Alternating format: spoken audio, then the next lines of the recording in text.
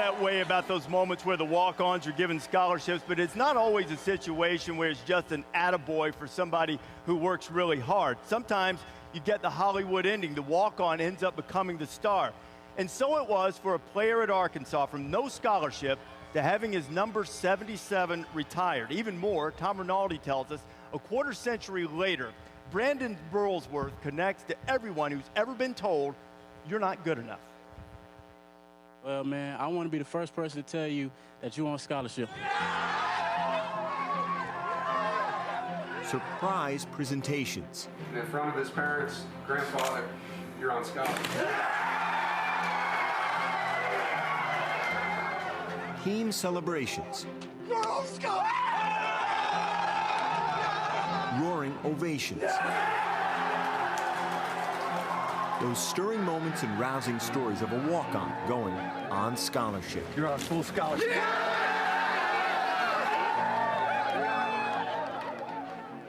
But there's one story every walk-on should really know. It's the story of the underdog, because everybody in some aspect of their life thinks that they're the walk-on. Growing up in Arkansas, Brandon Burlsworth's desire to play football was clear. His talent wasn't. Wasn't a whole lot of athletic ability. Not a great athlete. He was slow, he was soft. We didn't think he'd ever play. As a heavy, slow lineman at Harrison High School, Burlsworth barely played as a sophomore. He didn't start till he was a junior. As a senior, even after working himself into an all-state player, college programs weren't overly interested. How many offers did he have? He had 2. Division II at the time, both. He says, I want to be a Razorback, and I'm going to be a Razorback. He said, if I have to walk on, that's what I want to do. He arrived in Fayetteville in 1994, a 6'3" walk-on, and the wrong kind of big. It was just fat. Okay, there was no muscle. He went to the weight room. He was red-shirted, made him lose down to about 260. After that, he just took off. There you go. After adding more than 50 pounds of muscle, working his way up the depth chart to earn playing time. Before his sophomore season, Burlsworth told his family the news. He had done everything they'd asked of him and more. They put him on scholarship. He was better than some of the players that we had on scholarship. He was contributing. He earned it. That's a kind of a degrading word, walk on, because it meant that he wasn't good enough. He walked on to show them that he was good enough. With his signature glasses and heaping shoulder pads, Burlsworth's ascent began. Razorback starter as a sophomore, all SEC as a junior, and as a senior on a top 20 Arkansas team in 1998, All-American. Did I ever think he would be the kind of football player he was at Arkansas? Not till I knew the man. After running a 4.88 40 in the combine, 5 years after he walked on at Arkansas, the NFL called his name. Pick 63, Indianapolis takes Brandon Burlsworth, the guard from Arkansas. He was a first-round player in our estimation. Offensive linemen generally tend to fall through the draft. We're happy to have him. It's been a big transition, there's a lot of new parts of the new offense, you got to learn. It's been a real learning process, but I think I'm catching on more as each day goes by.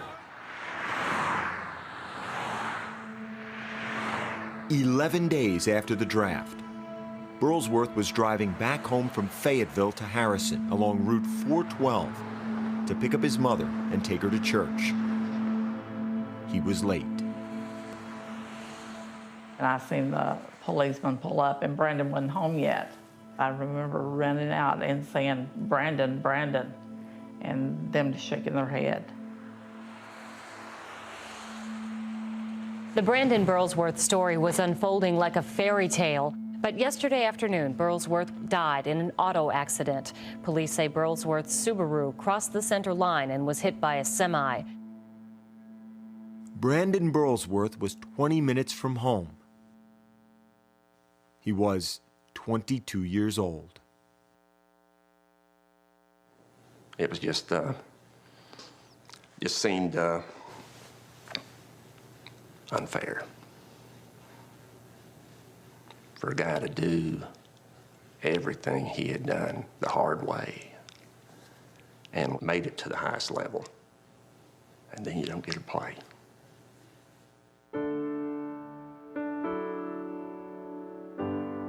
Since 2010, the Burlsworth Trophy has been awarded to the nation's most outstanding college football player who started his career as a walk-on.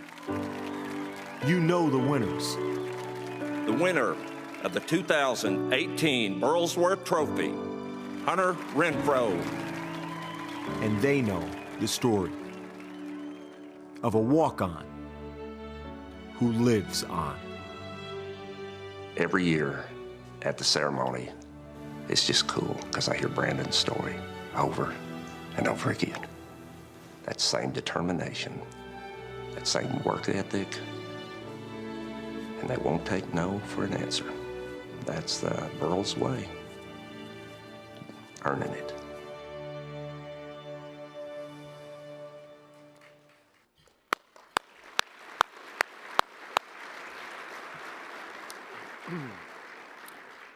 Good evening, ladies and gentlemen, and again, welcome to the Burlsworth Legends Dinner. It's a wonderful piece, and certainly emotional to watch. And for all of us who have an opportunity to continue Brandon's legacy, when we watch that, it's certainly hard not to be emotional. But this is going to be a fun night tonight. My name's Chuck Barrett. I've been part of the Brandon Burlsworth Foundation Board of Directors for almost 20 years. It is a privilege to be here tonight, and it is a privilege to be here with all of you. I'm honored to be the host of tonight's program as we celebrate Kevin Scanlon's contributions to our great state. Now, we are going to have some stories. I will tell you this is not a roast by design, although that might happen during the course of the night. We're going to learn a lot more about Kevin, and we're going to learn a lot more about the Burlsworth Foundation from some of our board members. The Tom Rinaldi piece that we just saw is a wonderful tribute to Brandon. It's a wonderful tribute to his work ethic. It's a wonderful tribute to the Burlsworth Trophy. The Burlsworth Trophy has gained national prominence over the years, and it's a member of a very elite club, the National College Football Awards Association. Members include the Doak Walker Award, the Outland Trophy, Arkansas's own Broyles Award, and the Heisman Trophy. The Burlsworth Trophy recipient is featured each year on ESPN's College Football Awards show. And you may recall a couple of years ago, we finally had one of our own who claimed the trophy when Grant Morgan was the winner of the Burlsworth Award, the Burlsworth Trophy, I should say. So if you would, mark December 4th on your calendar. Be with us at the Crystal Bridges Museum in Bentonville for the next Burlsworth Trophy presentation. Many less fortunate children receive a helping hand through the proceeds from this event. We like to say the Burlsworth Trophy is for the overlooked and underestimated, benefiting the overlooked and the underestimated. Well, now it's time to begin our program, and this is going to be good. It's time to meet the participants. Can we do that now? Can we meet the participants and ask them to take the stage tonight? He is an orthopedic surgeon right here in Little Rock, and in 2018 he began to transition to a second career in the ministry. He says he's been called many things, but his favorites are the 4 Ds: Dad, Doctor, Daddy-O, and now Deacon. How about a nice round of applause for Dr. Ted Sayer?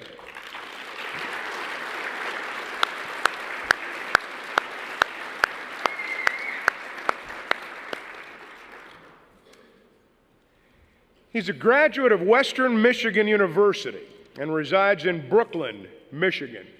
He and Kevin know one another very well.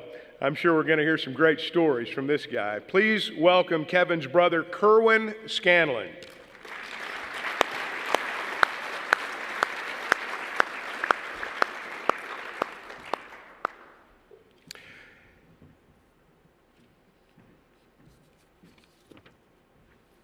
Now, let me ask you a question.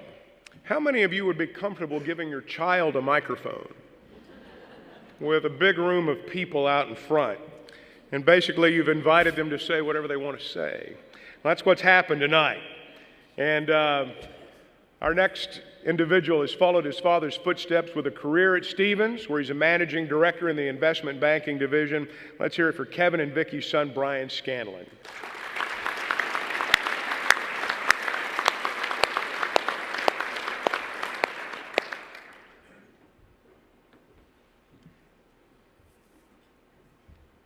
He's a Razorback football legend with tremendous leadership abilities, and those abilities are evident in his long career with Stevens Inc. and in other areas such as chairing the Razorback Foundation Board and serving on the executive committee of the Arkansas Sports Hall of Fame. He also serves on the Walton College Dean's Advisory Board and the Arkansas Business Hall of Fame Selection Committee. He's always serving others and has been a great advocate and a wonderful ambassador for our state. And those qualities are why we are here tonight. Ladies and gentlemen, Kevin Scanlon.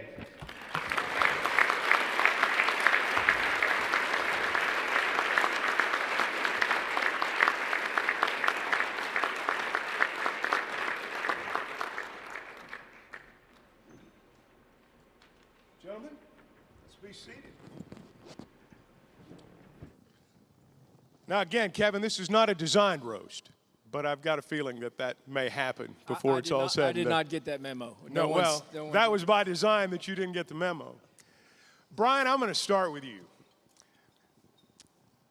When did you know that your dad was kind of a big deal?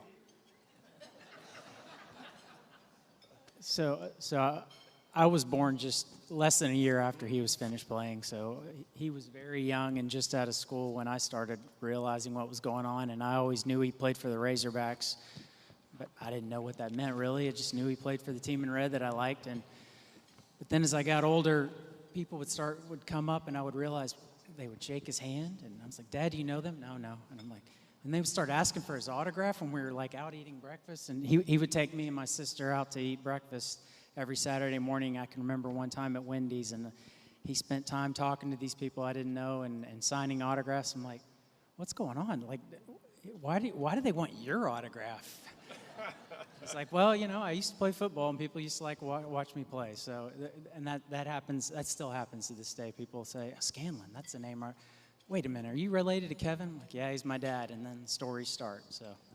Now, were there moments when it was like, oh, did you roll your eyes? Like, somebody wanted to talk to Dad again. Yes, but it's fun hearing the stories. Yes. Now, Kevin, was there a point where maybe you looked over and winked and said, hey, you know, your dad's okay, you know?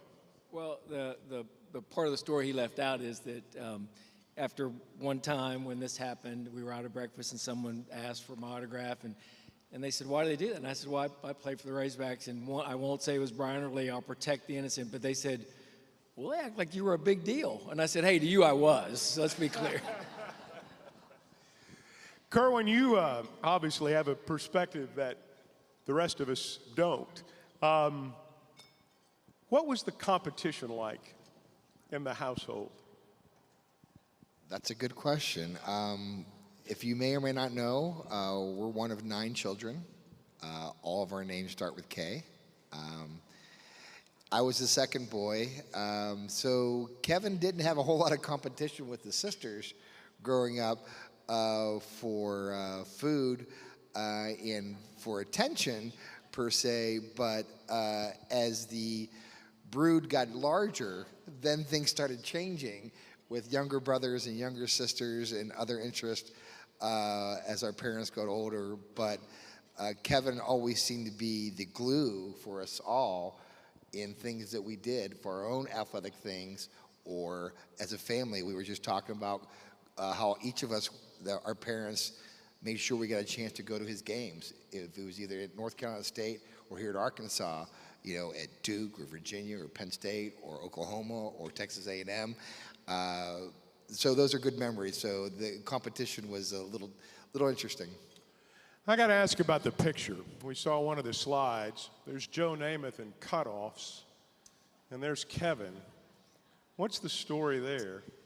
So Joe Namath used to have this football camp up in the East Coast, and Kevin was originally a camper, and then I went as a camper, and Kevin was a counselor at this Joe Namath tackle football camp. And there were kids from all over the United States that paid a lot of money to go to this, and there were college athletes, professional athletes that were camp counselors.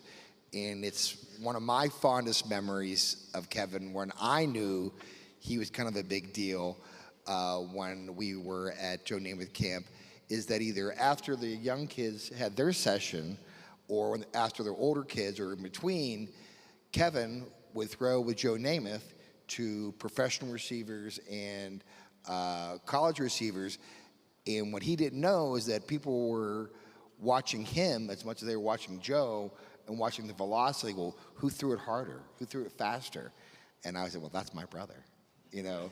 And but Joe was, people thought he would just kind of show up, and there he is. They're the three of us. Yeah, there we go, right there. Right, all right, so there's Joe being Joe, a little bit tan.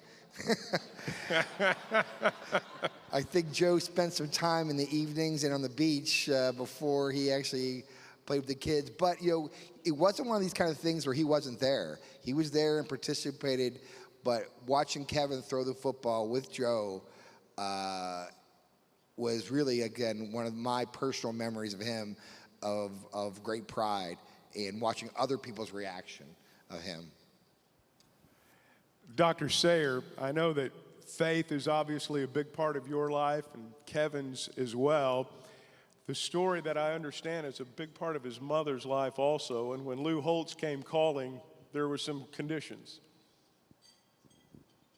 Yes, Chuck. Now, I may not have all the details right, but the story as I understand it is Kevin went to visit North Carolina State when Coach Holtz was there as on a recruiting visit, and there were about 10 recruits that day, and they had the usual activities going on, the game and so forth, and that night they all gathered at Coach Holtz's house for dinner, and they're all standing around when Mrs. Holtz came out and said, "Which one of you is Kevin Scanlon?" Kevin raised his hand and she said, "Come over here." And she took him aside and said, "This has never happened in 20 years that my husband's been a coach at 5 different schools, that a recruit's mother called and said, 'I want you to be sure that my son goes to Mass on Sunday.'" She pointed at Kevin and said, "So you're coming with us tomorrow?" "Yes, ma'am." True story? That's a true story. Yeah. That's right. You had, and we're going to hear, I'll just tell you, we're going to hear from Coach Holtz in just a little bit. Your relationship with that family went so far beyond football.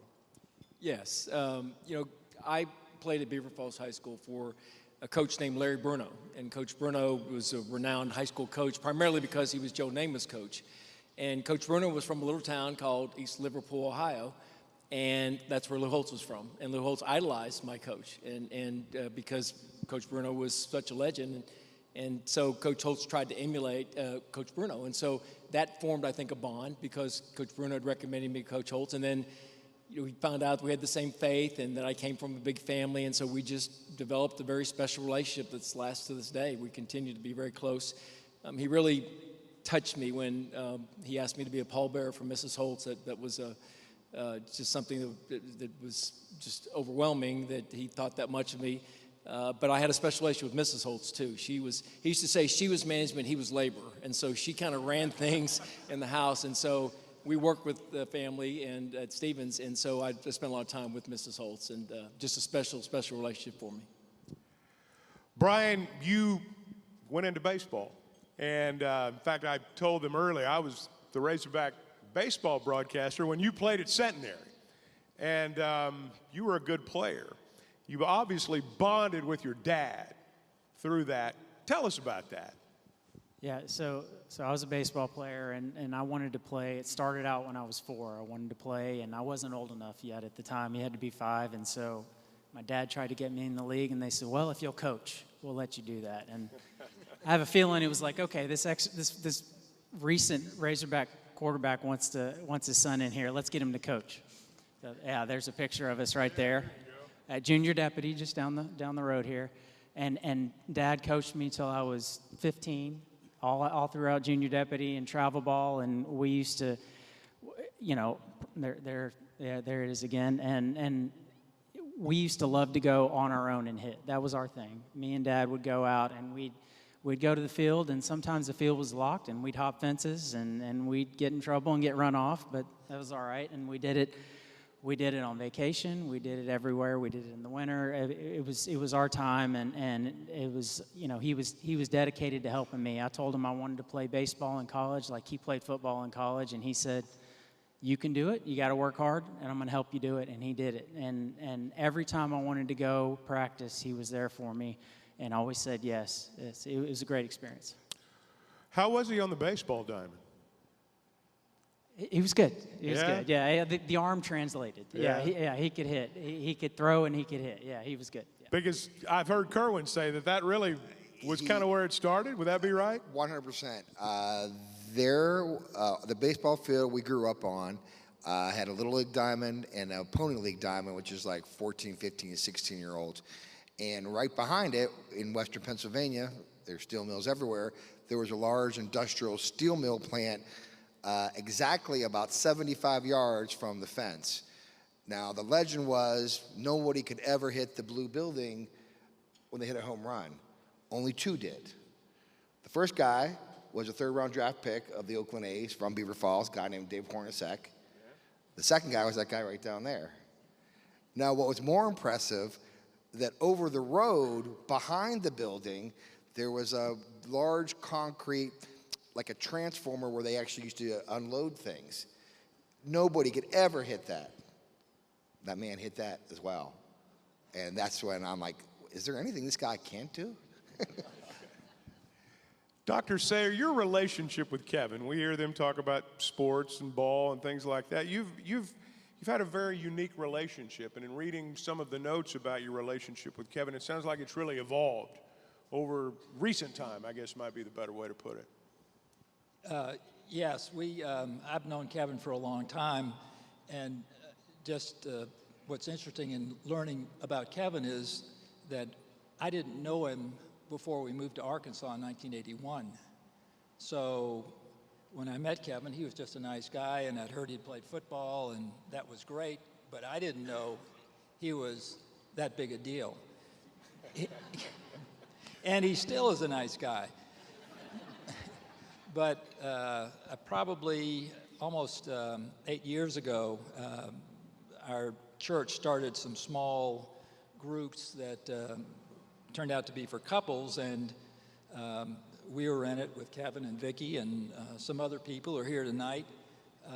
It was kind of a faith-sharing group, not exactly Bible study, although it was, we used our Bibles a lot, and we got to know each other pretty well through that. And I got a chance to know Kevin not as a football player, former football player, an athlete, but as a man of faith. And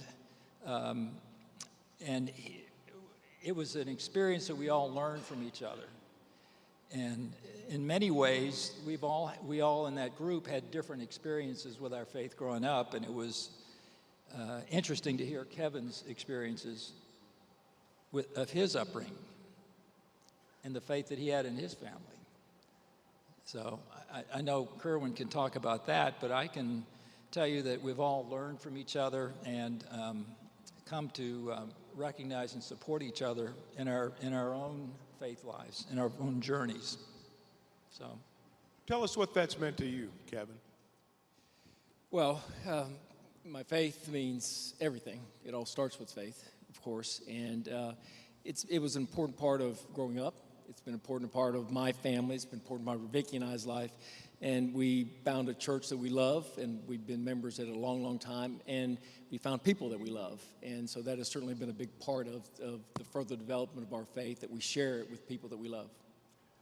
You've built a lot of wonderful relationships over your time at Arkansas. One of them is with a common friend, Dean Weber. And I'm going to ask everyone to turn their attention to the video board. Dean has a tribute to Kevin.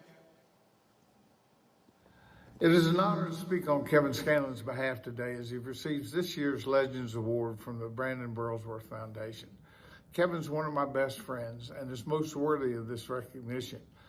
When Frank Broyles retired from coaching at the end of the '76 season, he continued to serve as athletic director for the Arkansas Razorbacks.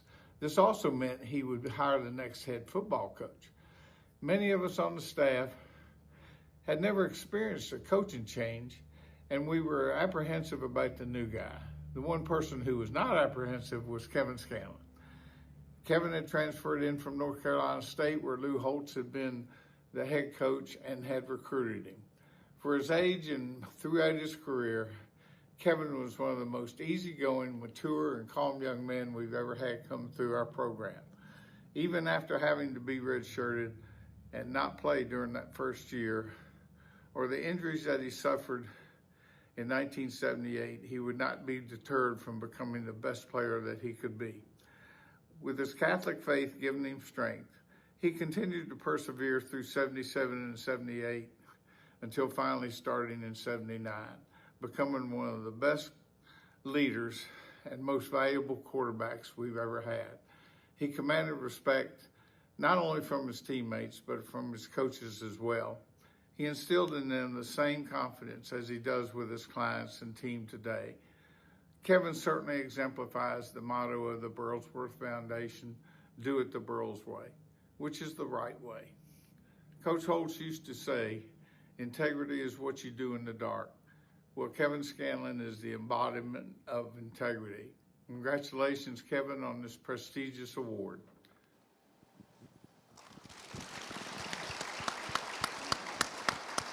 For those who don't know, Dean Weber was the longtime trainer at the University of Arkansas. He's a member of the Arkansas Sports Hall of Fame.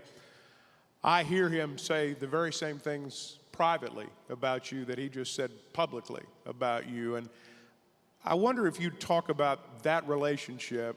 I remember you said one time you knew you'd made it when Dean Weber taped your ankle, because he only taped the starters' ankles. And just talk, if you would, about that. Well, Dean is one of those legends at the University of Arkansas. You just have to say Dean, and generations of Razorback athletes know exactly who you're talking about. He's one of a kind. And Dean and I just bonded early on. When I transferred from NC State, he had been at Chapel Hill, and he knew the trainer at NC State. And this is something I don't think many folks know about me. I'd gone through a number of injuries in high school. I'd had 4 leg operations in high school. And typically guys that had 4 surgeries don't get recruited. But back then, nobody knew about it. You know, I kind of snuck in the back door. So when I got to NC State, the trainer was kind of stunned to see that I had all these surgeries. But he and I became friends. So when I transferred to Arkansas, he made Dean aware. Dean called me in and said, I don't know about all these surgeries, but you better knock that off here at Arkansas. You know, we can't afford to keep operating on you. But he and I developed a friendship, and I think I had some injuries my junior year, and he nursed me through them, and we just developed a bond, I think, over that time.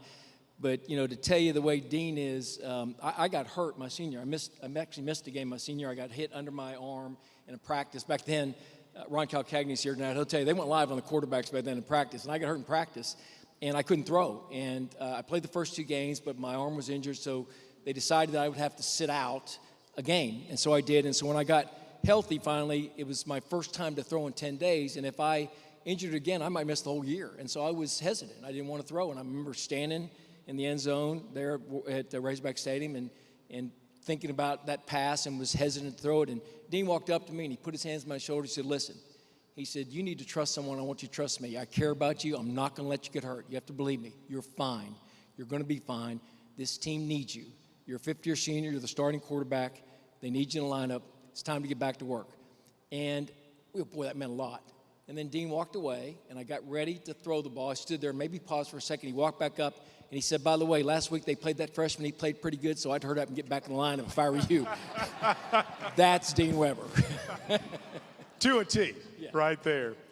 Gentlemen, we're going to break. We're going to call this our halftime. Our guests are going to stay up on the stage, but we're going to find out a little bit more about the Burlsworth Foundation. For those of you who may not be quite as familiar with all that the organization does, I'm going to ask you first to turn your attention to the video board, and we're going to learn a little more about the Burls kids.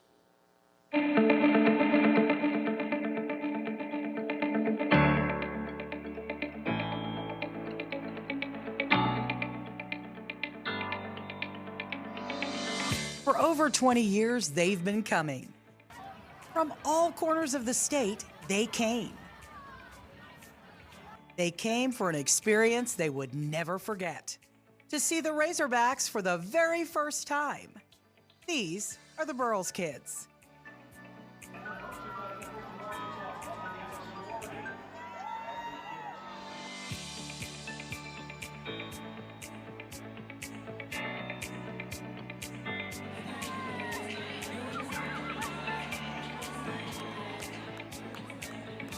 And it's more than attending a game. It's learning about the life and legacy of Brandon Burlsworth. And no matter what their situation is, they too can win. So whether it be at Reynolds Razorback Stadium in Fayetteville or in Little Rock at War Memorial, the Burls kids are there.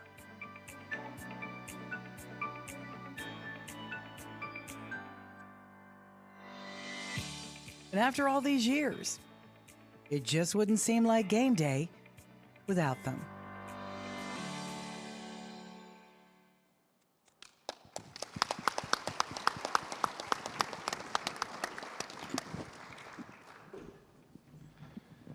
Good evening, everyone. It's a pleasure to be here. My name is Kevin Trainor, or as tonight is, the other Kevin at this event. It's a pleasure to be here with you. You know, I've had the pleasure of working in Razorback athletics for more than 29 years.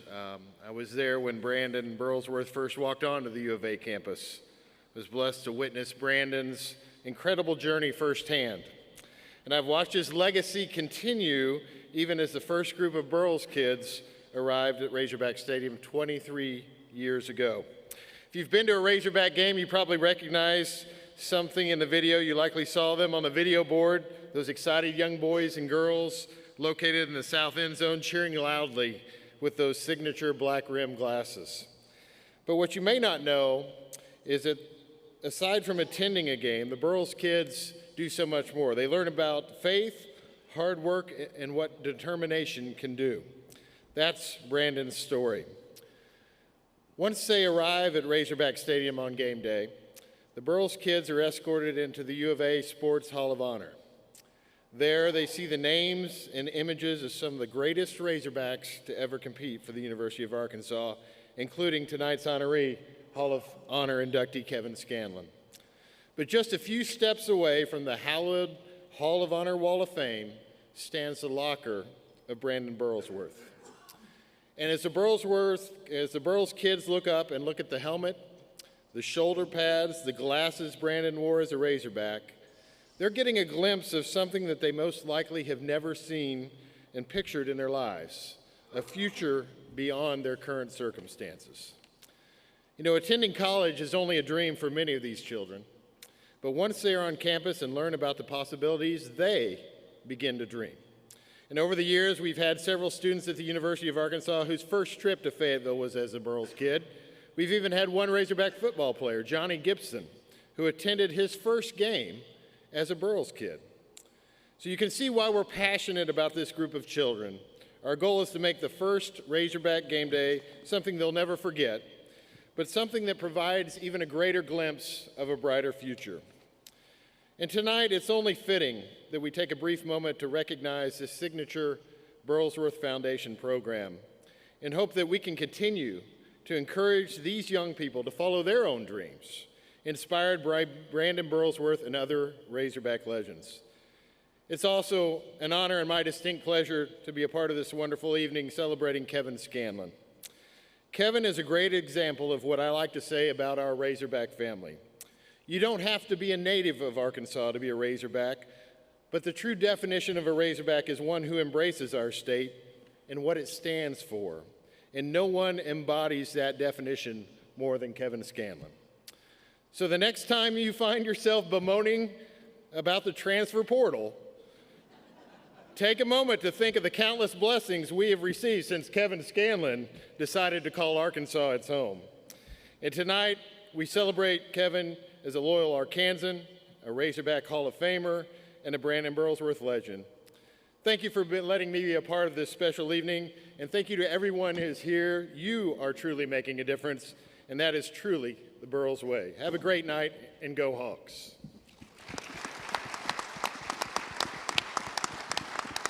Thank you, Kevin. 6,741 children, Burls kids, underprivileged children in our state have been served through this program. The Character Award is a big part of the Burlsworth Foundation. As Marty said a few moments ago, it's a national award. If you turn your attention to the video board, we're going to feature that for a moment.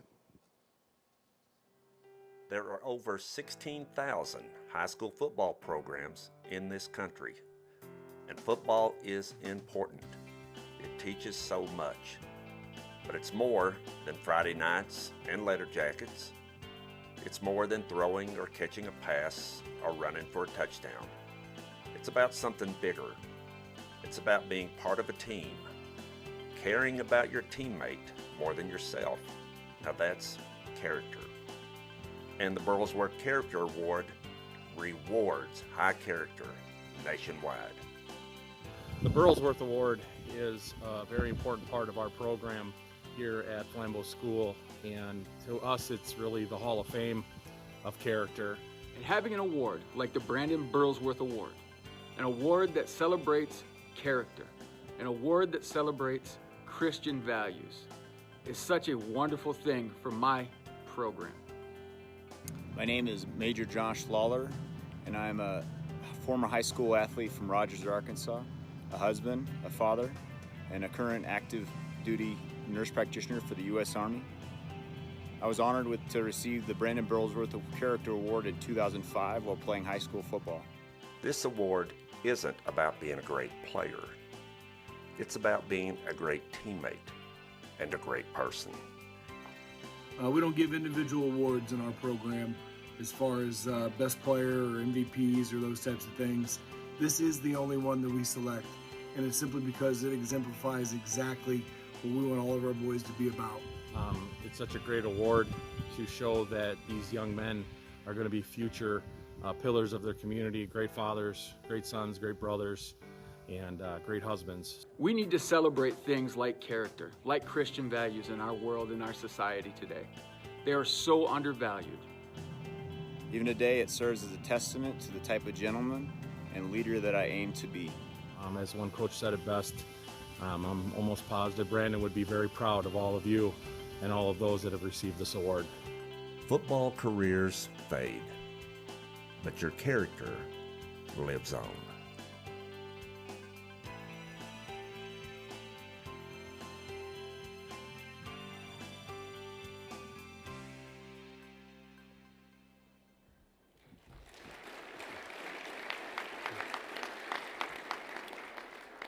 As you can see, that is a very important award. I can remember many awards banquets years past, and I know they happen all over this country, that there's a football team with 50-plus players. There's only so many that are going to get the awards.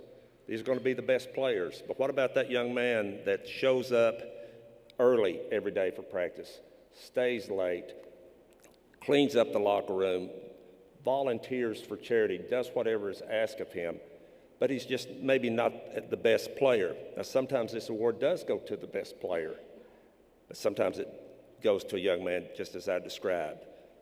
And we hear from coast to coast that this award is becoming the highlight of their awards banquet, a character award for a young man that has given it all for the team.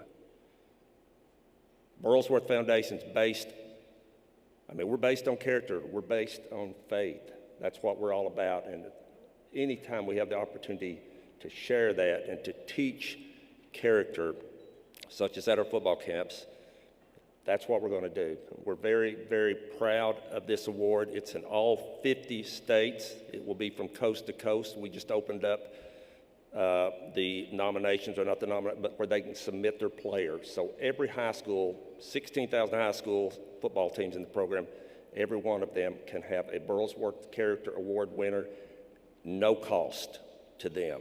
This is a total free award because it's that important for us to get behind it and to promote character in our youth. Thank you.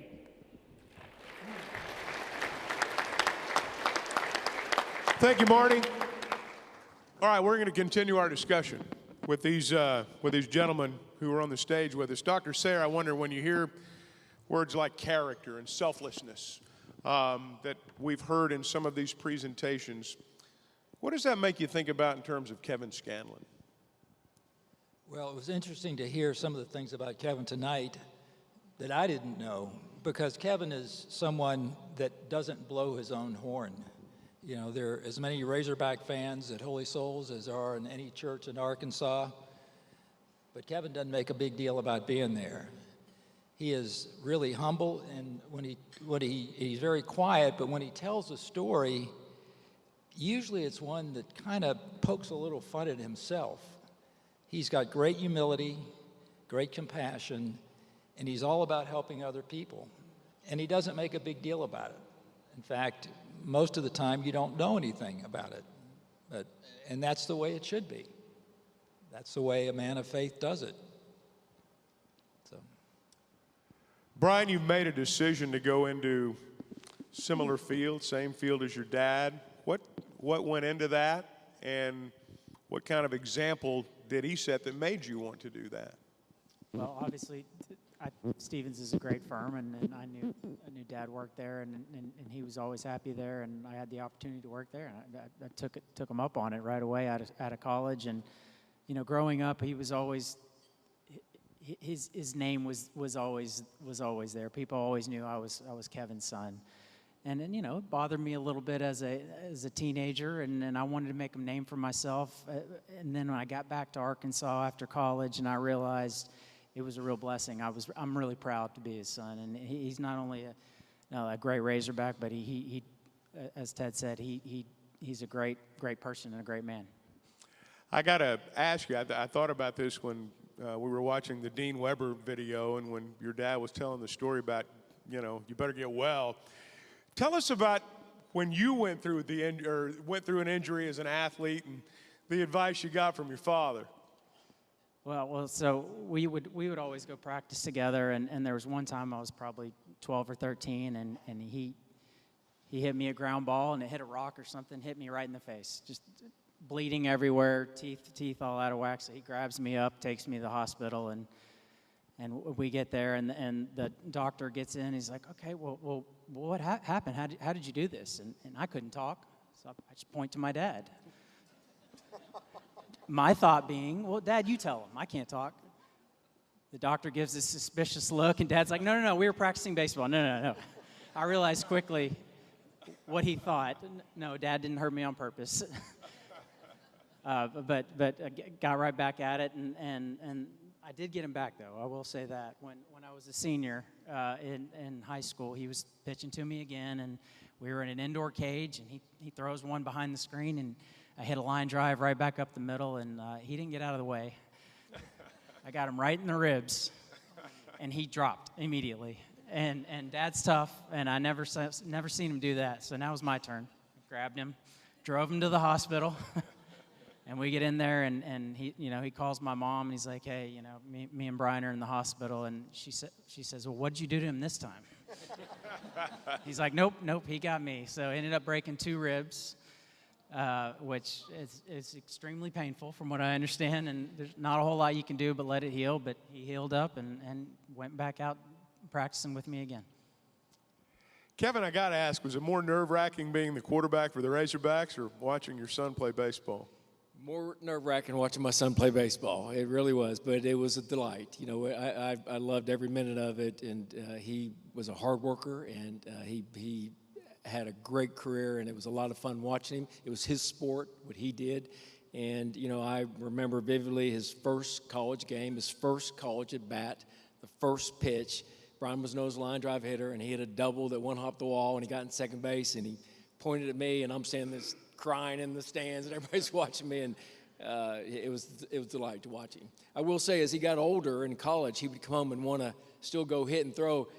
I was scared of him. I mean, he threw the ball hard, and I was a little older and didn't have the reactions. And he said, "Why are you flinching?" I said, "Well, I'm a little bit older here, son." But he'd gotten so strong. But it was a lot of fun.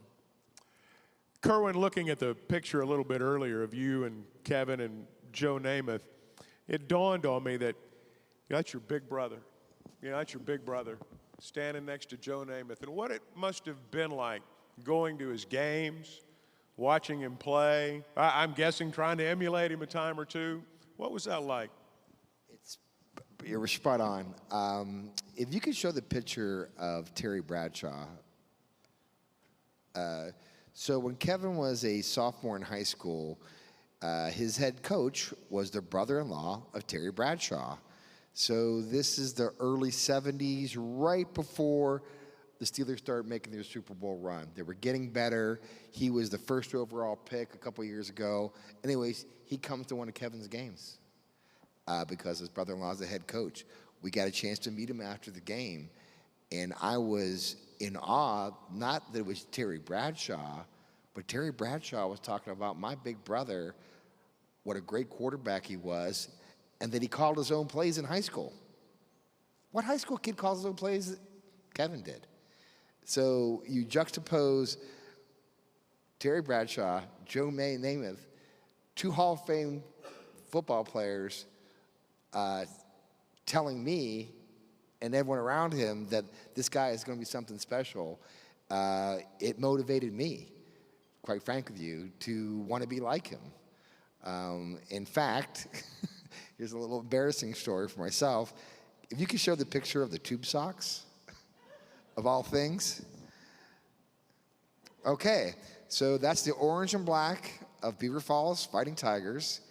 So when Kevin was about 14, 15, 16 years old, and he really started excelling at sports, and I was 6 or so years younger than him, I wanted to be like him in the worst way.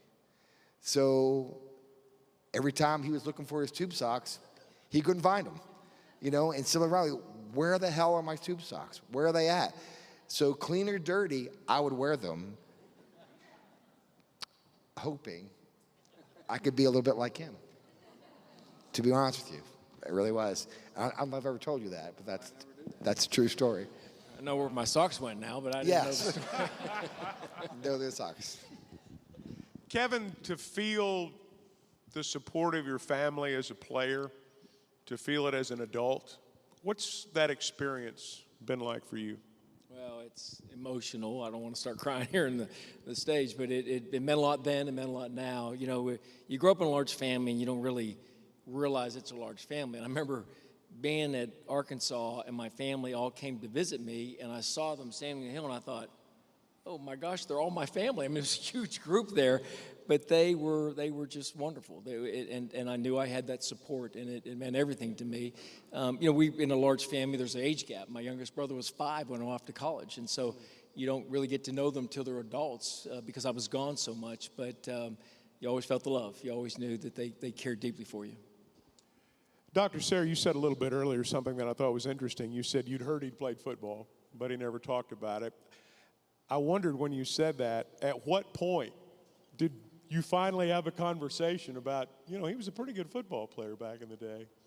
Well, I actually heard that mostly from other people. Yeah. Kevin never told me he was a pretty good football player. As we got to know each other better, he would tell some stories about his playing days, but most of them were about his mistakes and some of his injuries. Nothing really about how great he was. But I heard that from other people, not from Kevin. And it came in bits and pieces. And as we got to know Kevin and his wife better, I got to understand a little bit more what his family background was, where he came from and his playing days. And it's really pretty inspirational. Now, you heard the name Lou Holtz a little bit earlier, who your college coach. If you'll turn your attention to the video board, Coach Holtz has a message tonight as well. Congratulations, Kevin Scanlon, on receiving the Burlsworth Award, one of the greatest walk-ons of all time. And Seems like only yesterday you came to the University of Arkansas. We had a great quarterback in Ron Calcagney. And after he left, everybody thought the program would fall down because you were a senior and you hadn't really started. You served as a backup. And lo and behold, you're a starting quarterback your senior year. What'd you do? You won Player of the Year. You led us to a 10-1 tied for the conference championship. You led us to the Sugar Bowl where you threw for over 300 yards against Alabama. That's no small feat. Now, how did this all happen?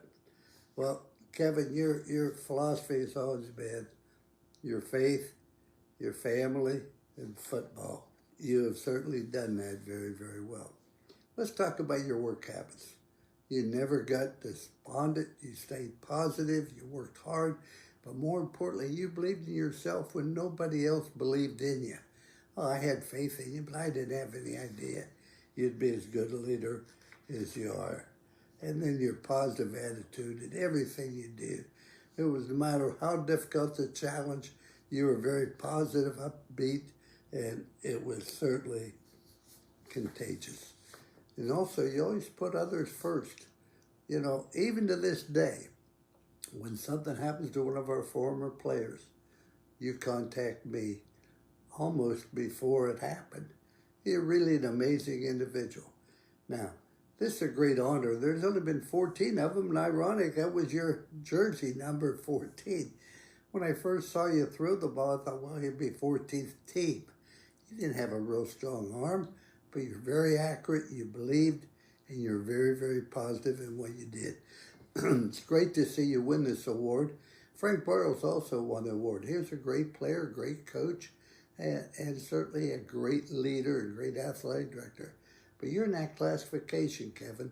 You don't have to take a backseat to anybody when it comes to caring about other people and helping other people. That's why you've been so successful with Stevens as well as on the football field. I'm proud of you. Proud of you as a family. You take care of your family. You have a great wife. You have wonderful children.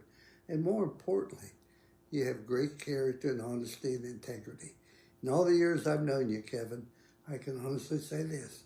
Not one time have I ever been disappointed in the choices you make. Whatever happens to us, because of choices we make. And you always made good choices. I'm proud of you. I'm happy for you. You know that I'm always here for you if you ever need me. I'm sure you won't. But just remember, you have a problem, Kevin? You call me. Then you call 911. Congratulations again.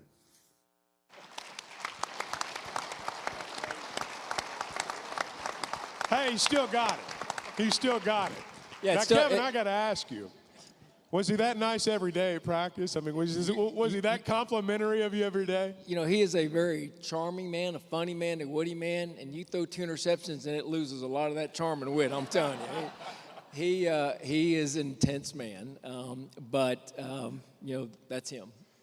You know, Dr. Sayre shared a story, and I wanted to ask you about this. He was also a man of faith and a wonderful motivator. And just talk about that, if you would, and some of the things maybe he shared with you in that regard.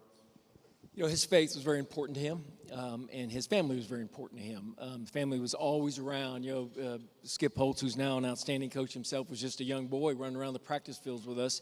And I remember at NC State, there were small children when I was there, but it was clear how important his faith was to him. And he stressed it to the players. As a matter of fact, you know, every player at Arkansas knows a prayer that Coach Holtz taught us, and that we said it the pregame meal, and we said it at every ball game, and it was something very important to him. Didn't matter what your faith was. We were going to pray that prayer, and to this day, every one of us know it and remember it, and it's something, quite frankly, I still say every day. Gentlemen, thank you. We're going to, as they say, proceed with the program. We're going to ask you to stay up here. We appreciate all your comments about Kevin. Let's hear one more time, if we could, for Kerwin and Brian and Dr. Sayre and their comments on Kevin tonight. At the Brandon Burlsworth Foundation, I can tell you we are very proud of our Eyes of a Champion program. Marty talked about it a little bit earlier. We do a lot of wonderful things. I'm not sure this isn't the best thing, because kids have an opportunity. If you can't read, you can't learn. And this program has been such a difference maker for so many. Before Dr. Matt Jones comes up and tells you a little bit more about that, I'd like you to turn your attention to the video board for just a moment. 83%. Did you know that 83% of all learning in school is visual? Now imagine you're an 11-year-old child sitting in a classroom, unable to see the board, and your family can't afford glasses. Want to help? Now you can. This is Chuck Barrett, and thanks to the Brandon Burlsworth Foundation's Eyes of a Champion program, children from all over Arkansas are being given the gift of sight. Log on to BrandonBurlsworth.org to see how you can help make a child's life brighter. Thank you all very much. It's truly an honor to be here in honor of legend and Kevin Scanlon.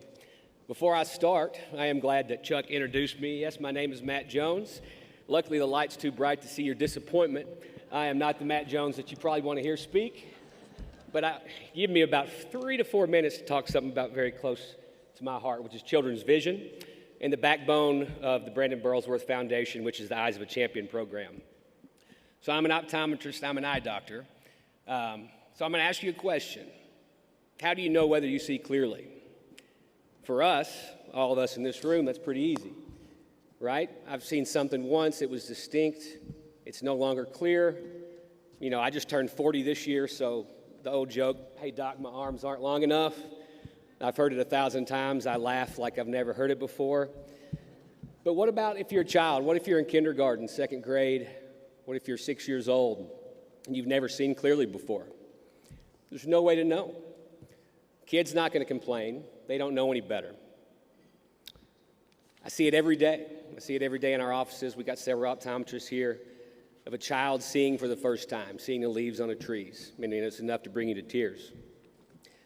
So how do we fix that? How do we get more children in their glasses they need in order to learn well? Well, years ago, just a little back history, the legislature in Arkansas did something very great. They created a commission of eye doctors, school nurses, and other caring individuals to create a school vision screening program ran by school nurses. It still happens today. It's very successful. Every child in public school in kindergarten, 1st, 2nd, 4th, 6th, and 8th grade get a vision screening. It's been very good in order to pinpoint certain issues. The letter's sent home, and ideally, in a perfect world, that student shows up at the eye doctor's office to get their glasses and get their eyes checked. But let me tell you, that doesn't happen very often. It actually happens less than half the time. There's a lot of barriers to entry. You got cost, insurance, parental involvement, lack of communication, and that's where this foundation, the Eyes of a Champion program, along with Walmart Vision Centers, school nurses, and optometrists around the state, step in to fill that void to provide free, comprehensive eye care to any child that needs it, and along with free eyeglasses. It's truly remarkable. The eye is literally an extension of the brain, and it's said that over 80% of learning is visual. It is estimated that over 60% of the brain's duties are related to vision. So you can imagine if you don't see well, or your brain isn't processing what you see well, you're going to have problems. So catching these vision issues early on is such important to promote the chance of learning efficiently for these kids. So have you seen from Brandon's signature black rim glasses, Brandon had a little bit of eye issues as well. Who knows when that started, but from the movie, I know it seemed like he got those in college maybe. In the continuity of the Foundation's mission, the Eyes of a Champion program initiative is to aim to serve these underprivileged children. Many children in Arkansas come from low-income families and do not have access to eye care. These children often struggle more than most, and a lot of times their struggle involves acting out, being labeled as disruptive or having bad behavior, when all it is that they might not be able to see what's right in front of them. I mentioned the word Arkansas, but as Marty mentioned earlier, we are expanding outside. We've got Texas, Oklahoma, Indiana. We've got doctors willing to provide services. We've just got to get the name out there more. So vision and learning, but what about, vision in sports? I read a quote when preparing for this from Coach Lou Holtz about Kevin that just talked about, like he said, his work ethic, his integrity, and his decision-making process. I also read a quote from a receiver. I saw his name up there, Robert Farrell. It said, "When it came to practice, Kevin never went through motions. It was game day every day." From everything I've heard and about you, Kevin, tonight, and everything I know about Brandon, I know he would be proud to name you a legend, a Burlsworth legend. So as I finish up tonight, may we all just remember, from these two gentlemen, these two Arkansas legends, to be dedicated to excellence and service and to make a positive difference in this world. So thank you, Kevin, for this, and congratulations on this deserving honor. In the spirit of Eyes of a Champion, thank you for your vision and for making Arkansas your home. So to each of you, I encourage you to support the Eyes of a Champion program and to carry on Brandon's charitable spirit. And we can make a positive difference in these kids' lives, one pair of glasses at a time. Thank you.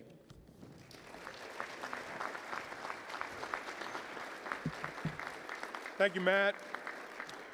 Now we'd like to invite someone to the stage who has been a close friend and business associate of Kevin's for many years. He's the vice chairman of the board and COO of Stevens Inc. and is a Burlsworth legend himself, accepting the award in 2017. Please make welcome Mr. Curt Bradbury.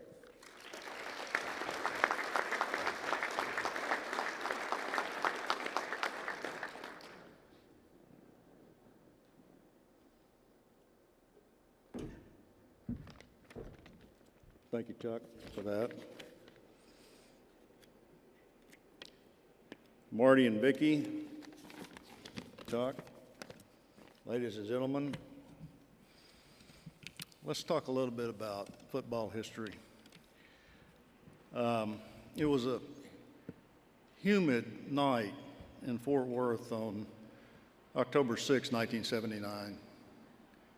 The nip in the air that you might associate with fall football missing. Razorbacks were 3-0 and in town for their first Southwest Conference game of the year.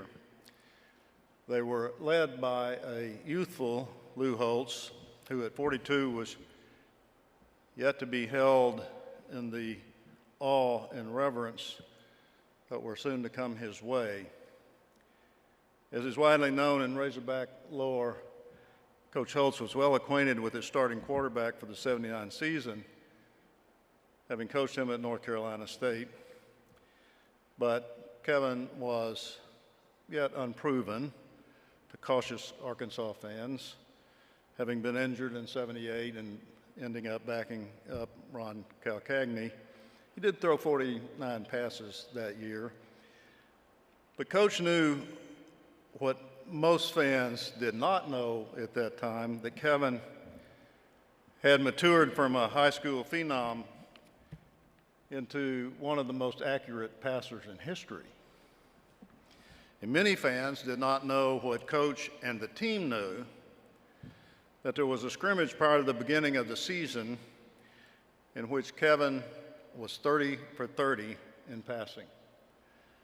A teammate who witnessed this impressive feat said recently, "I'm telling you, the ball did not hit the ground." So going into the game, the winless TCU Frogs didn't appear to be a daunting task. Oh, really? Down 7-3 at the half and 13-6 in the fourth quarter, it was clear that the Hogs had to pull a rabbit out of their hat. Mike Massey ran an interception back 30 yards for a touchdown to lock up the score at 13-13. The Hogs' defense then held. The offense took over with time running out. Coach Holtz's X's and O's mind was always whirring faster than others, and he called Kevin to the sideline and described the play that he wanted.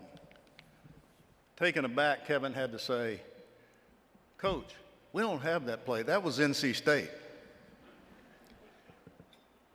I can only imagine the intensity of the response from Coach. "I know we don't, but I also know that you know what I want, so go out there and tell them how to do it." Kevin describes it this way. The original play was called a tight end dump. It was a short pot pass of 5 to 6 yards to the tight end off an option fake.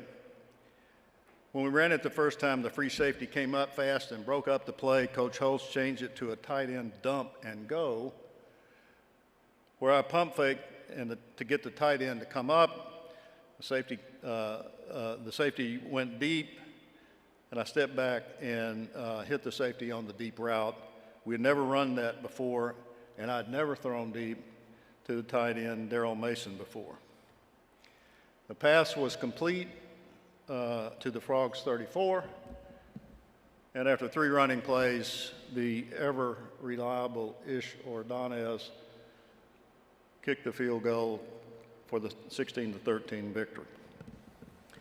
Now, I was surprised when Kevin told me, when I asked him prior to this evening, that he considered that to be the biggest play of 1979.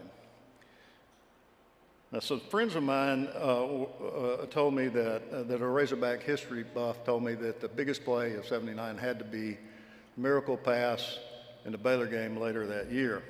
But Kevin's reasoning for picking that play is interesting.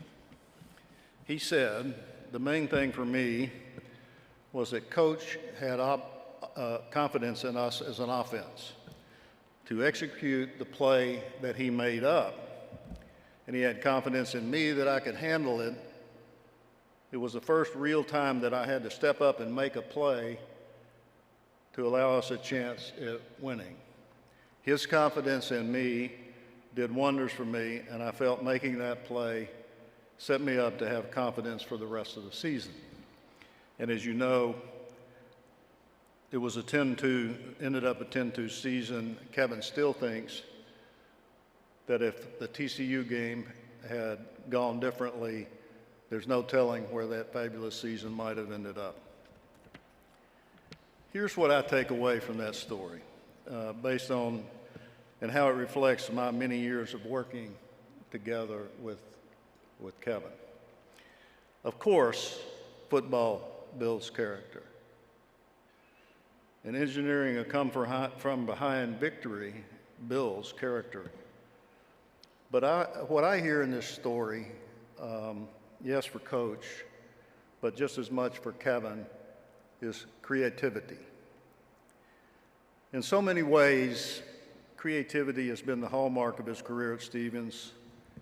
Starting new divisions, making them work, adjusting to markets, adapting to new regulations, improving profitability, and motivating people are all characteristics of his tenure at Stevens.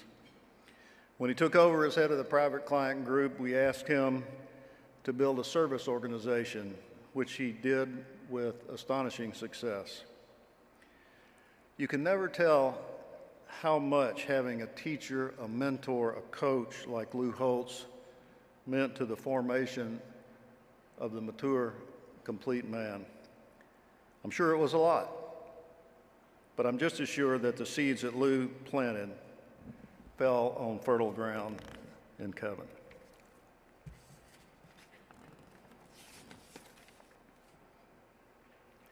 There are certainly many dimensions to Coach Holtz's leadership, some thoughtful and calm, and as Kevin has already said, some more intense.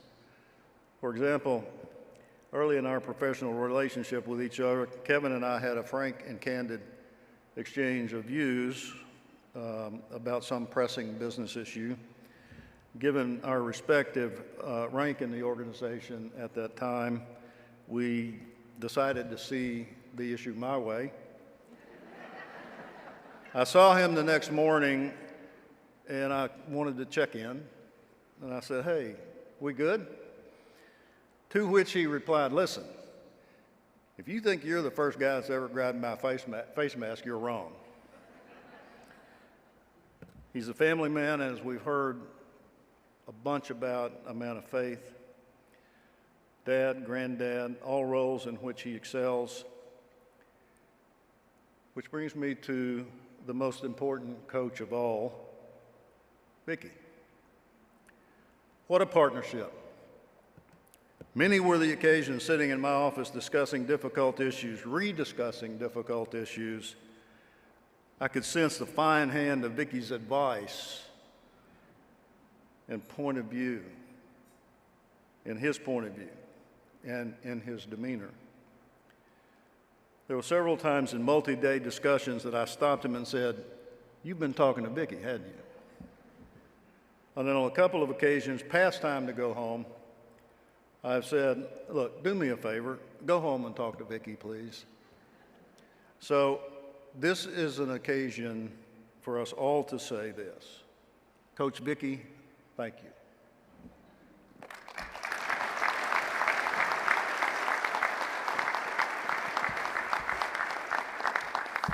And I'm sure that Kevin would want me to acknowledge his wingman in so much of what he accomplished at Stevens, Greg Feltus. Thank you, Greg, from all of us.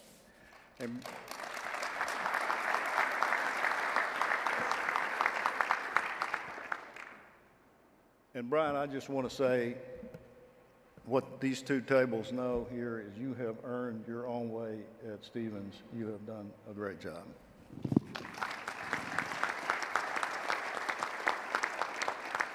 So congratulations, Kevin, on this and all of your other well-deserved honors. I have enjoyed our years together and the professional successes that we've had. Ladies and gentlemen, he's number 14 in your program, but number 1 in your heart, Kevin Scanlon.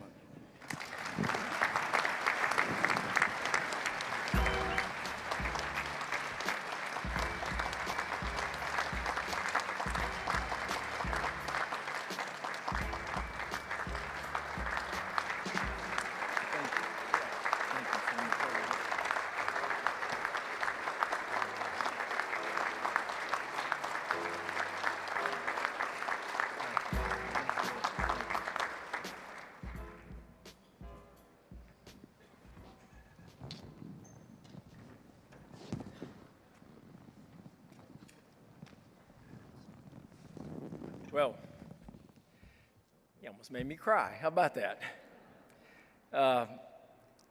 Before I start, golly, I'm embarrassed. I forgot my reading glasses. This is unbelievable.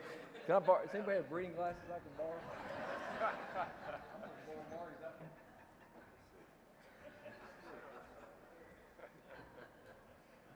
Okay, I'm ready now. The Burls way. Thank you, Marty. Well, it has been quite an evening, and I am so blessed to have so many special people that have contributed and mean so much. Marty mentioned the committee. Thank you so much to all of you for being a part of this and for your hard work and effort for putting together an evening like this. It just means the world to me. Every one of the people on that committee I respect, I admire, they're friends, I look up to them, and they certainly stepped up here, and so thank you for that. I also want to thank my longtime assistant, Shonda Patterson. She did a lot of work on this, so please give Shonda a hand. She was a big part of this. Thank you, Shonda. All right, I'm going to start this a little different. I want to share a story with you, and so I hope you put up with me just a second. There was a man that was in the hospital, and he had been battling an illness for a while. It was a terrible illness. And it was clear he wasn't going to win this battle. And as that time approached, he sent word to his parish priest to come see him in the hospital. He wanted to visit with him, convey something. The pastor got that message, and he was a little bit apprehensive. He knew this man very well. He'd spent a lot of time with him walking through his journey of faith, and they'd spent hours talking about his faith. But in the last few weeks, he hadn't seen his friend in the hospital because his friend had taken a turn for the worse. Matter of fact, his illness had damaged his ability to communicate. And so the pastor knew that this man, whose name was Bill, that Bill wanted to visit with him, but the pastor was a little concerned about how that was going to go. He went to the hospital and he walked in Bill's room. They greeted each other and sat down. And Bill looked at the pastor, and the pastor immediately knew this is something big. He needs to get something off his chest. There's something he wants to tell me, and I've got to pay attention. And so Bill raised two fingers. Two things he wanted to tell the pastor.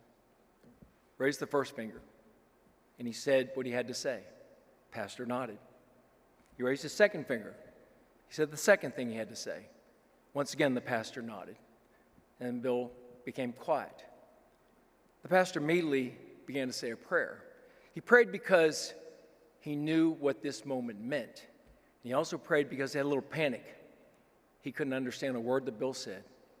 And he was very concerned about it because he knew how important this was. As he sat there in prayer, he looked up, and walking down the hall was Bill's wife, Alice. So the pastor got up, excused himself, went out the hall to Alice, and he said, Alice, I need your help. You know why I'm here. You know what's going on in Bill's life. And Bill clearly wants to communicate something to me that I know is meaningful. I could see it in his face, and I can't understand him. Can you please help me? Alice looked at the priest, and she said, yes, Father, I can help you. Let's go back into Bill. She sat down next to her husband, and she said, honey, I know that you want to convey some things to our pastor. Would you mind sharing them with me? Bill nodded. He raised his finger for the first, and he said it. And Alice turned to the pastor, and he said, Father, Bill wants you to know how much you have meant to him and how much his faith means to him and how important you were about that walk, his spiritual life. And he wants you to know that he's at peace, that he's comfortable with where he is, and in large part, that's because of you, and he thanks you for that. The pastor looked at Bill. He nodded yes. Bill held up the second finger. He said what he had to say. And Alice turned to the priest, and he said, Father, Bill's worried about me and our children. He knows that the days and weeks and months ahead are going to be difficult, and he asks that you please keep us in your prayers and that you and the parish wrap your arms around us so that we can face life as we're going to have to face it. The pastor looked at Bill and he again nodded his head yes. The visit was over, and the pastor walked out with Alice, and when they got in the hall, he turned to Alice. He said, Alice, I've been a priest for a long time. I've never seen anything like that. It was unbelievable. I could not understand a word that Bill said due to his illness, and you understood every single word. How did you do it? She said, oh, Father, I didn't understand his words. He said, wait a minute. Bill confirmed you knew exactly what he was saying. She said, Father, I didn't understand his words. You can't be married to a man like Bill for all this time, not know what's in his heart. Bill showed me his heart. I know his heart. I heard that story on a Sunday in church. Our pastor then went on to talk about that. And he said, you know, we all aren't at a point of life and death, yet it is important that we know what's in our heart and that we share that with other people. See, what's in our heart is what we believe in, what we want to be known for, what we stand for, what we work for. And it's also the people we love and the people who loved us. And so that's significant. You know, when we pass away, when someone passes away, there's an obituary, right? Or a headstone. And on there, there's two dates. The year you're born and the year you passed away. So it'll be 1927 and 1999, right? But in between those two dates, there's a little dash. Just a little dash, right? Seems insignificant. But that dash, that represents our lives, the lives that we live, how we conduct ourselves, the things we believed in, the things that we stood for, the things we want to be known for, what's in our heart. Boy, I thought a lot about that for the next 24 hours, and it hit me hard. I guess when you're 66, you start reflecting on things like that, and I spent a lot of time considering about what's in my heart. And later that day, I received a phone call from my friend Kevin Trainor. Boy, I love getting calls from Kevin Trainor. He's called me twice in the past few months, once to tell me I was inducted in the Southwest Conference Hall of Fame, and this call. And on this call, he said, Kevin, the Burlsworth Foundation, their board of directors, wants to honor you as the Legends this year.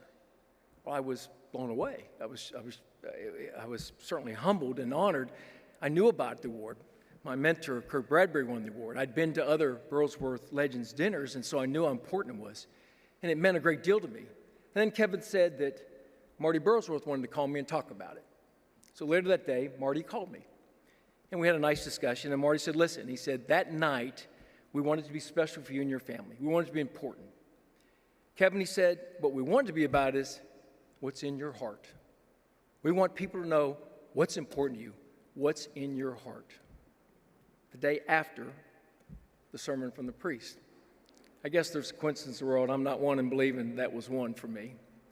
So I spent a lot of time thinking about that, what's in my heart, what's important to me, and what I hope I'm known for. And I centered on a group of 5 things. My faith, my family, both the family I have with Vicki, but also the family I grew up in, my friends, football, of course. I'm 66. I only spent 14 years in football, but there isn't a day that somehow I'm not grateful that I had that opportunity. And finally, when you're 66 and you spend 36 years at a firm, my firm. I wanted to be known as a Stevens person, Stevens man. And I didn't realize at the time, faith, family, friends, football, firm, that my heart was an alliteration. Apparently it is.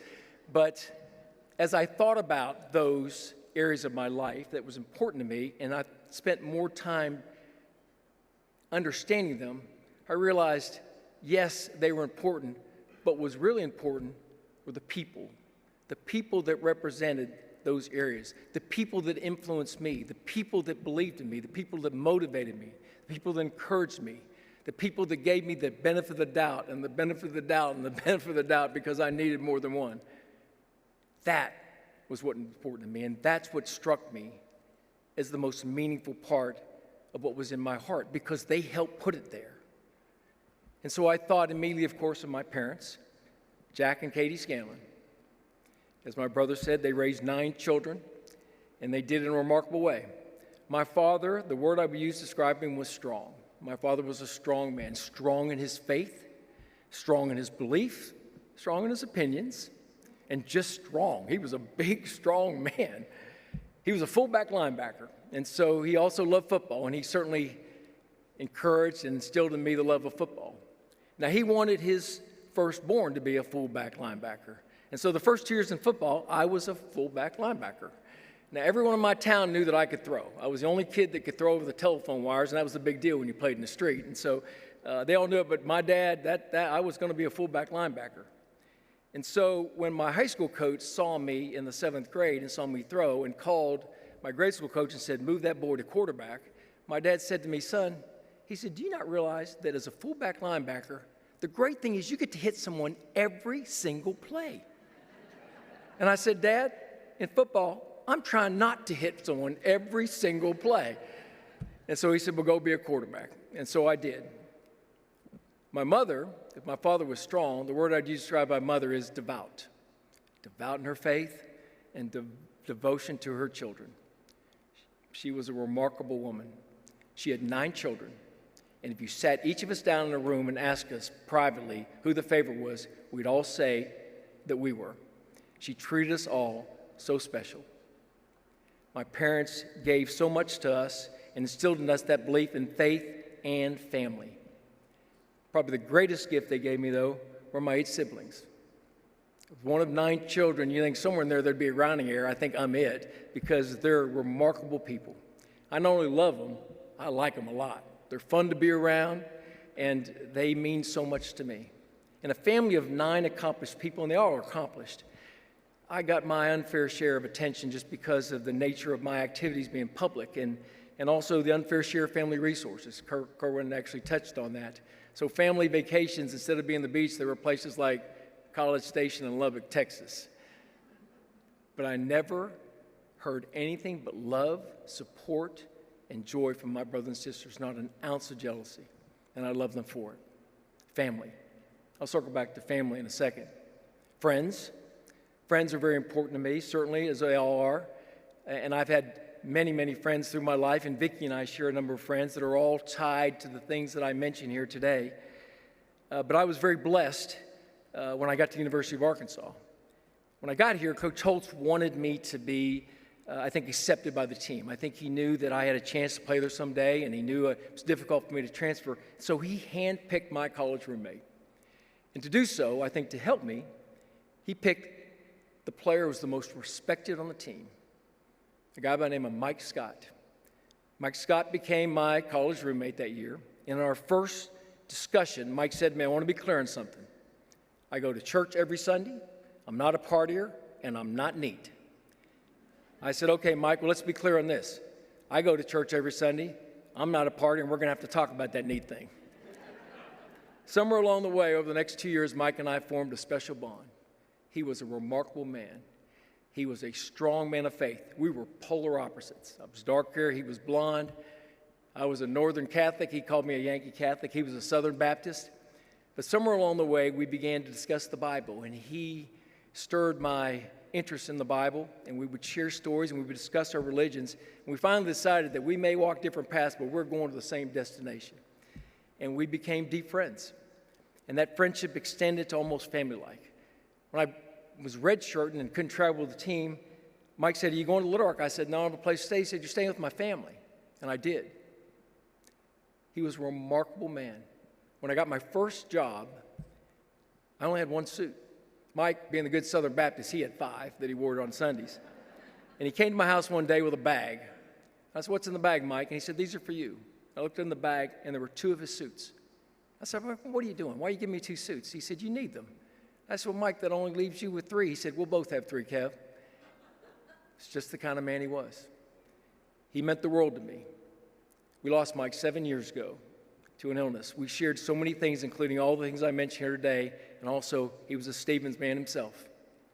Tonight, I'm honored to have here Rachel Scott, Mike's daughter, was part of our committee, Laura Scott, Mike's wife, Peggy Scott, Mike's mother, and Mike's sisters, Cinda and Terry, and their families. Can you please help me by recognizing that wonderful family?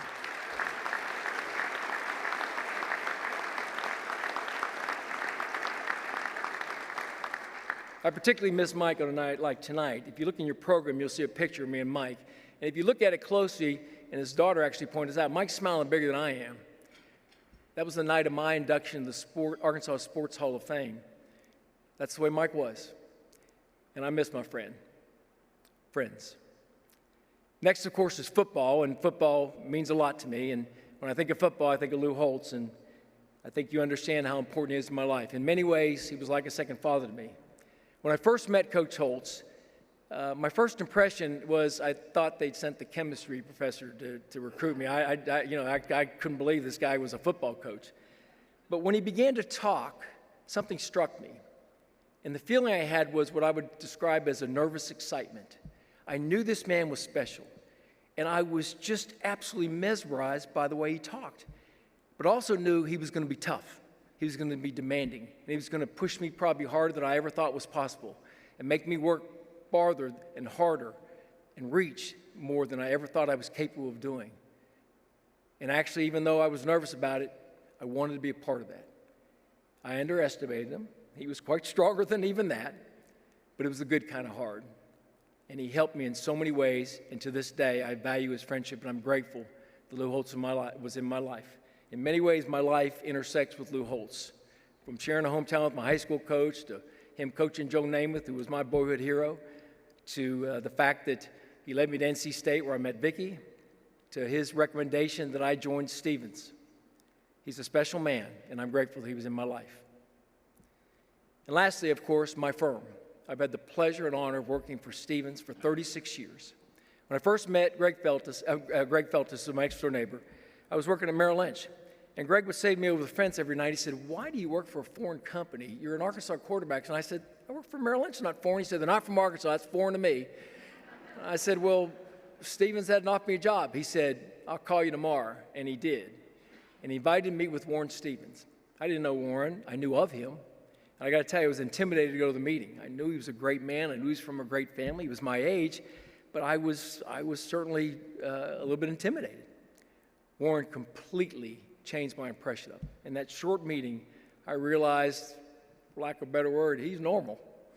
He liked to talk sports. He asked me about my family. He was engaging. And I was absolutely, completely impressed. In my 36 years of knowing Warren, I will tell you, I've never met a finer man. He is honest. He is decent. And I'm convinced that every single day Warren Stevens gets up with one thing in mind: how can I make things better? It drives him every single day. He doesn't have to do anything, but he does it because he knows he can make a difference. And he cares deeply for his employees, and I'm grateful to be one of them. Warren and Harriet have made their mark on this community. Just go down there and look at that fine art museum to see the kind of work that they do. But their greatest gift, you've yet to realize, and that's their 3 children, Miles, John, and Laura. Stevens Inc. is in great hands with that family, and we're all grateful for it. I'm also at Stevens. I had the direct pleasure of working for Curt Bradbury. When I met Curt for the first time, I'm not sure he even remembers this. It was 1994. I didn't know Curt. I knew of him. He was legendary. Everybody knew how brilliant he was, and they knew that he was successful in the remarkable things he did at Wortham Bank and the mark he had made on Stevens. But he was at Wortham at the time. But he and I shared an airplane to go watch the Hogs play in the national championship game. And on that plane, I got to talk to her. At first, I was scared to say anything. I knew how smart he was, and I was just afraid to sound stupid. But the more we talked, a familiar feeling came over me. It was the same feeling I had with Coach Holtz, a nervous energy. I knew this man was successful. I knew this man was driven. And I knew if I ever had the opportunity to work for him, he would expect a lot of me, and he would certainly push me, motivate me past what I thought I was capable of doing, and I wanted that. He has done all that for me. He has made a huge difference in my life, and I am so grateful that I had the opportunity to work for Curt and to benefit from his leadership and from his encouragement. If you think about it, my high school coach is the National High School Coaches Hall of Fame, my college coach was the National College Hall of Fame, and my two leaders at Stevens, Warren and Curt, are in the Arkansas Business Hall of Fame. I shared that with my friend Mike Scott one time, and I said, I know you think I'm blessed and lucky. He said, no, I'm actually trying to figure out how you didn't turn better than you are with all that kind of help.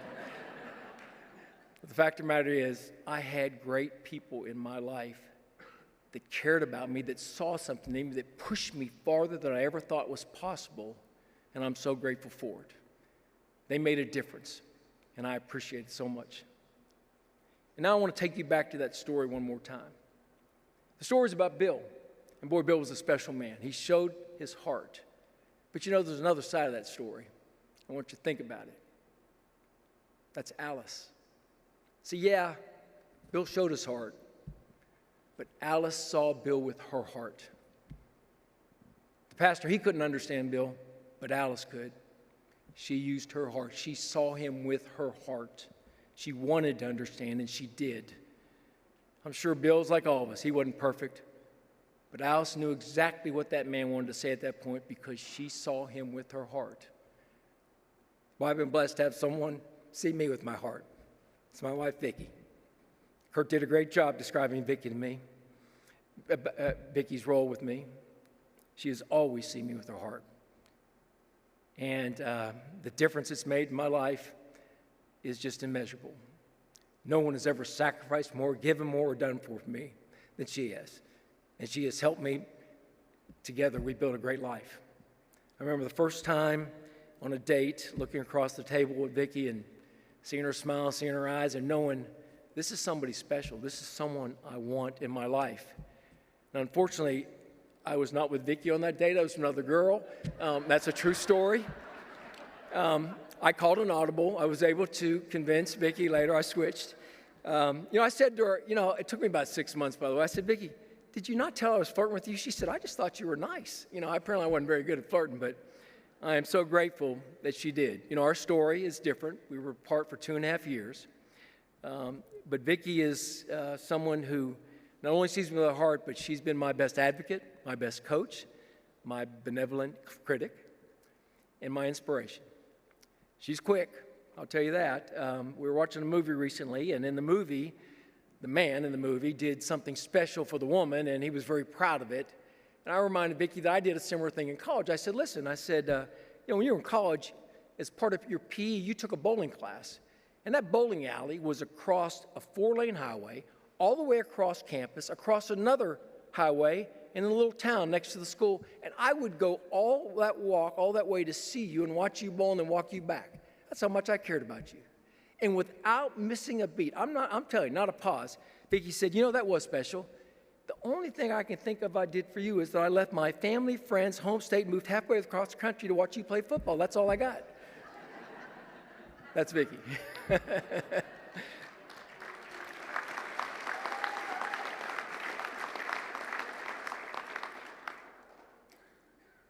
She sees me with her heart, and she knows my heart. In the 5 years I mentioned, I've shared all of them with her, and I'm so grateful for her. The most special thing that we've done, though, in our relationship is our 3 children, Brian, Lee, and Laura. They are remarkable. They were special children, but we are so proud of the adults they've become. They're all accomplished and in their own right, and we are so proud of them. They have blessed us with 9 grandchildren that we adore. If you get our Christmas card, you get the drift of what we have going on in our family. I knew being a parent was special, and I knew I wanted to be a grandparent. I knew that would be special, but what I underestimated was how much joy I would get watching my children be parents. My gosh, it warms my heart to watch my children, the way they care for their children, the way they love them, the way those children look back at them. Sometimes I just sit back and watch that because it's so special. We're proud of all three of them, and we're grateful for the family that we have. We are blessed.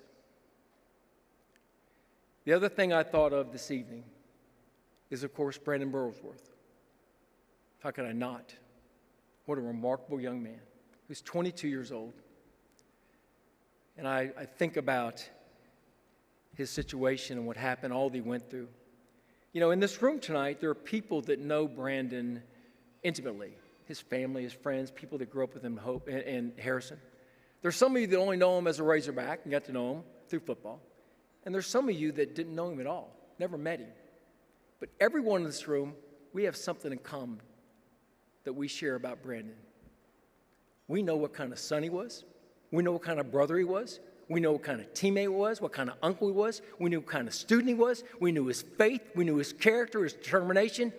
We knew his heart. That young man was 22 years old, and he figured it out. He showed us his heart. It was remarkable what he did. I wish you could understand how difficult it is to walk on in a major school and earn a scholarship. 3-year starter, forget it. 2-time All-SEC, an All-American. And not only did he show us his heart by the way he lived and the way he conducted himself, he saw people through his heart. He was belittled, he was criticized, he was overlooked. He never gave up. Instead, he turned those people around to where they became so fond of him and loved him. That young man was 22. Life's hard to understand sometimes. It's difficult for us. St. Paul wrote in one of his letters that death is gain. That's a hard thing to get your head around. But what's behind it is exactly what you think. Brandon was taken from us much too soon. And I think about his family and the suddenness of that and the sadness of that. But on his tombstone, at the bottom, they wrote, "Our loss is great, but God is greater." That's why the book is called Greater and the movie's called Greater. That's a special family. And I think about that family and the loss, the suddenness of losing this young man that overcome so much and accomplished so much and that they love deeply. I'm sure that in their grief and in their sorrow, Marty and his family, they wanted to perpetuate Brandon's memory, so they started this foundation. Marty, my friend, there's a lot of things you need to worry about in life. But Brandon's memory, that's not one you need to worry about, buddy. It's perpetual.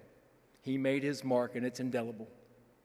But look what's become of it. Look what Marty and Vicky, look what they've done. They started with eye care for children and let them have their first pair of glasses. That moved on to attending their first Razorback game. And then football camps. We learned about football and about life. Recognizing high school students for doing things the Burls way. Almost 400 students going to the University of Arkansas on the Brandon Burlsworth scholarships. And forming a national award that shines a bright light on our state that is recognized as one of the top awards where they honor the walk-on of the year. And every year, they honor some lucky guy like me with the Legends Award and allow my name and our names to be linked to the great Burlsworth name. You want to honor me tonight? Please join me in honoring that family for what they've done for this state and in honoring Brandon.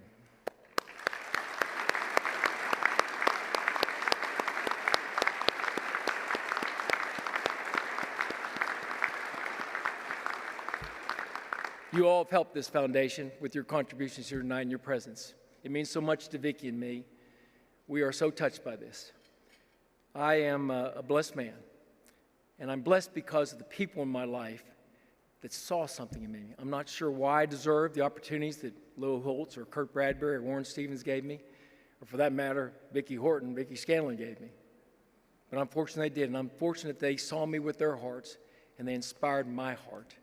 I wanted to share that with you, but the most important thing I want to share is that I've had Vicky and me, how grateful you are for all of you, for this wonderful state, for the Razorback program, and for what this opportunity has meant for me to be linked to the Burlsworth. You have given me one of the great honors of my life and one of the great nights of my life. God bless all of you. Thank you.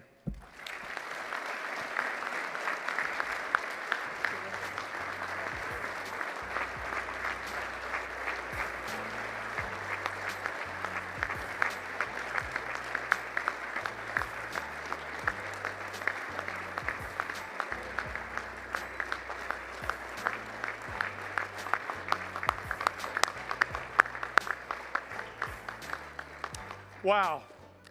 Thank you, Kevin. Thank all of you for being here tonight, our participants in the program this evening. It has indeed been a wonderful evening. Now, if you were involved in the auction outside, if you check that before you leave, we thank all of you for supporting the Brandon-Burlsworth Foundation. Please be safe as you travel home tonight. We'll see you next year. Thank you.